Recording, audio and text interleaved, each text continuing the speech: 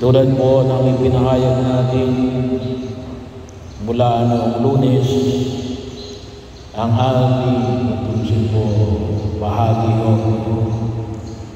na pagninilay natin mula tutusin noong linggo ay pagkain. Si Jesus ang pagkain. Ang pagkain na nagbibigay ng buhay na walang hanggan.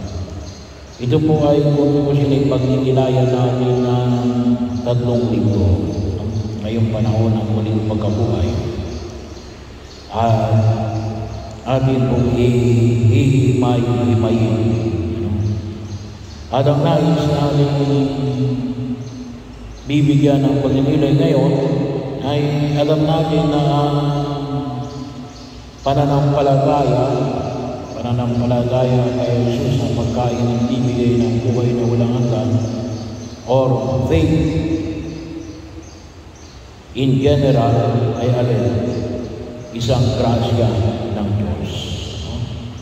Kaya binahagi rin natin, walang makalalapit sa akin maliban galing siya ng Amang nagsugo sa akin. So, bahagi ko, faith is a grace.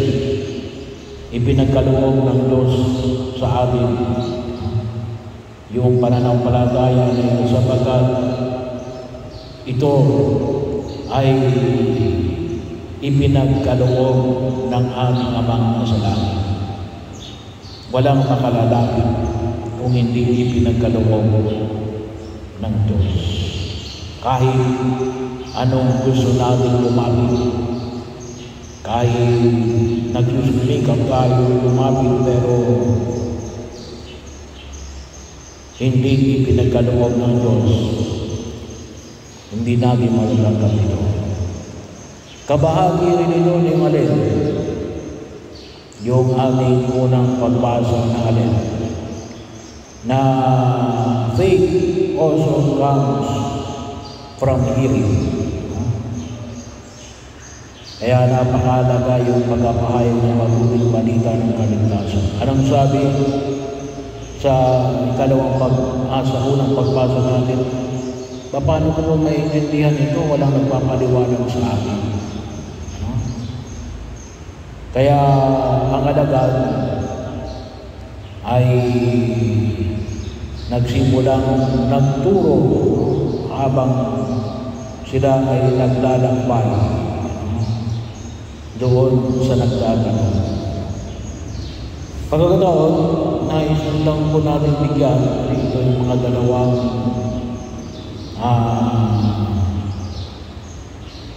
malalaking pagninilay, yung pananampalataya bilang isang biyaya at ang pananampalataya ay nagsisimula sa pagkarinig. Ay anais namin mo ng bigyan ng diin dito ay yung dalangin sa akin. Mahalaga ho makita ho namin. Ito rin yung medyo na tawag na natin, nasubok tayo ng panahon ng pandemya. Walang pwedeng lumapit sa bawat isa. Mayroon kung tawagin natin ay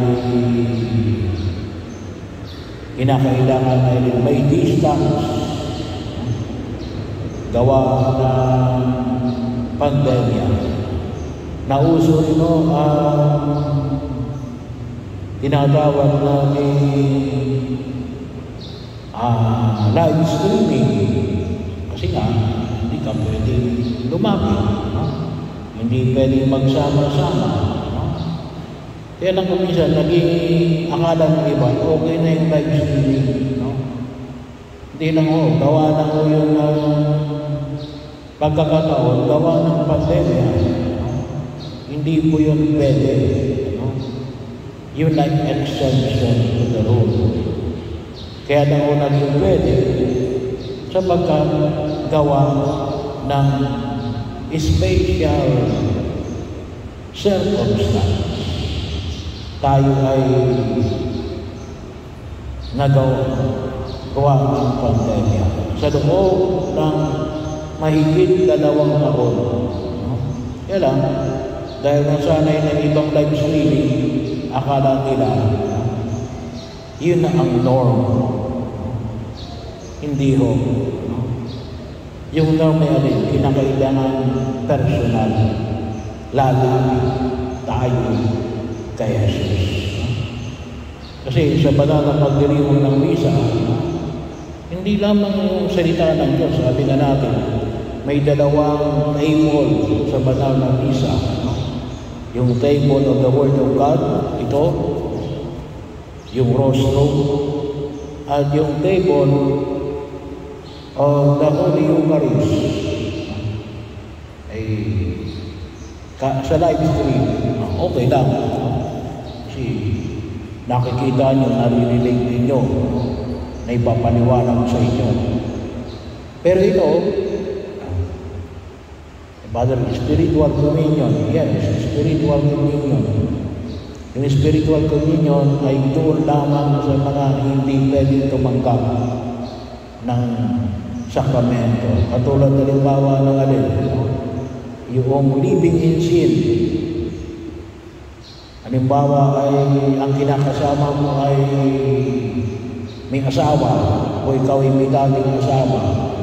Hindi ka pwede mag-communion. So anong pwede mong gawin? Ay di, hingin mo sa Diyos na baka pwede rin ibigay sa iyo ang biyaya kahit na hindi ka pipila na matanggap sa Jesus sa anyo ng tinapay.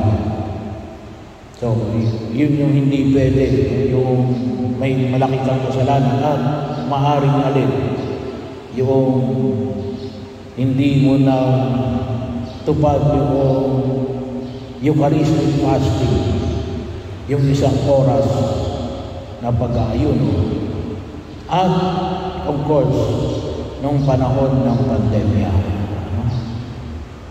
Pero wala na, tapos na yung panahon ng pandemya.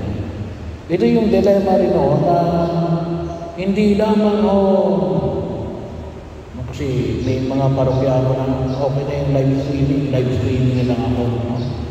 Hindi lang nagkaroon ng dilemma ang mga mananampalataya kahit na mga parol, mga obispo.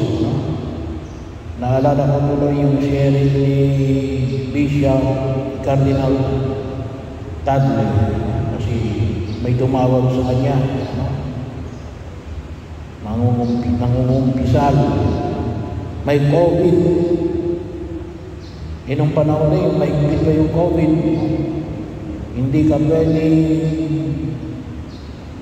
pwede lumapit. Ang tanong sa kanya ay, pwede ba sa telepono? Ay, yung batas natin, hindi. Yung batas natin na hindi. Pero siguro, kapag iglesia system, bahagi ho yun. Pero, sa ngayon, ay maliwanag ko, hindi ho pwede, kung tawagin namin ay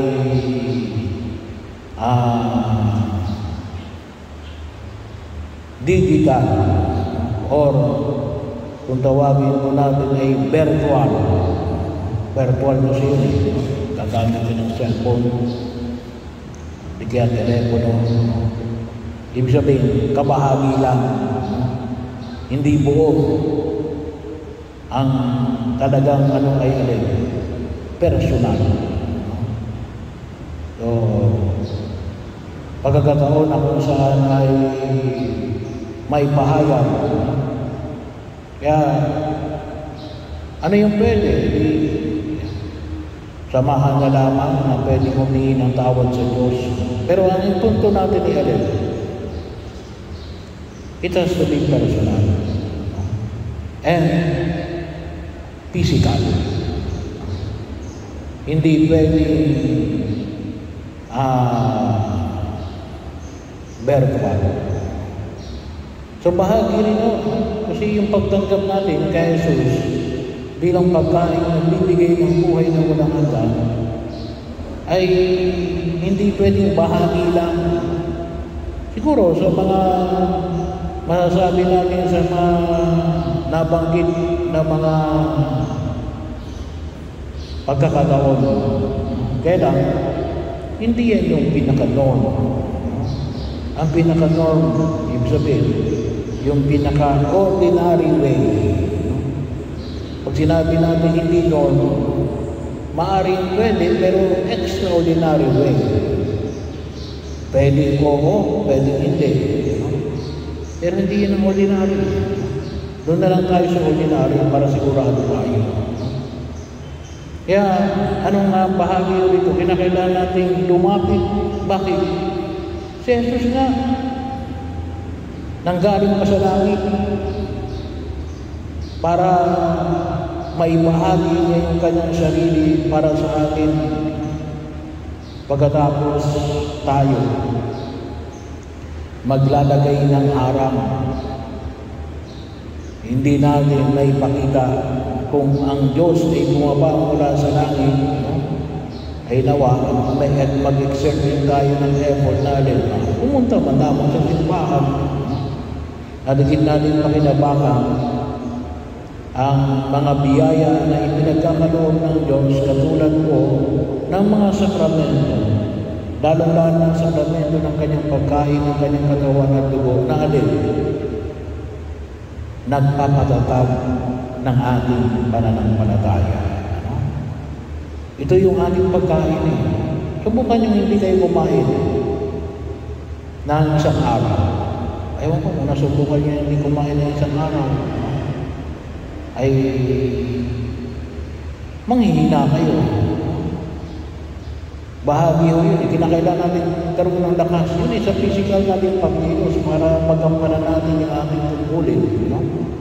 Ako nga lamang kapatid di ako kumain hanggang alas 12. No? Ay nangangagal ka na. Eh tayo, dapat kakain din tayo para sa ating pananampalataya at sa ating espiritu. Ano yun? Magsimba pag-araw ng linggo. Kaya hindi ko kataka-taka kung bakit hindi natin mapaglabanan ang kasalanan at ang panunugso ng demonyo. Wala tayong lakas.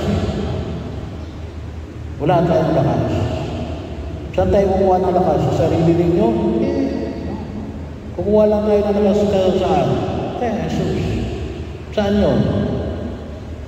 Sa pagkain sa Kanya.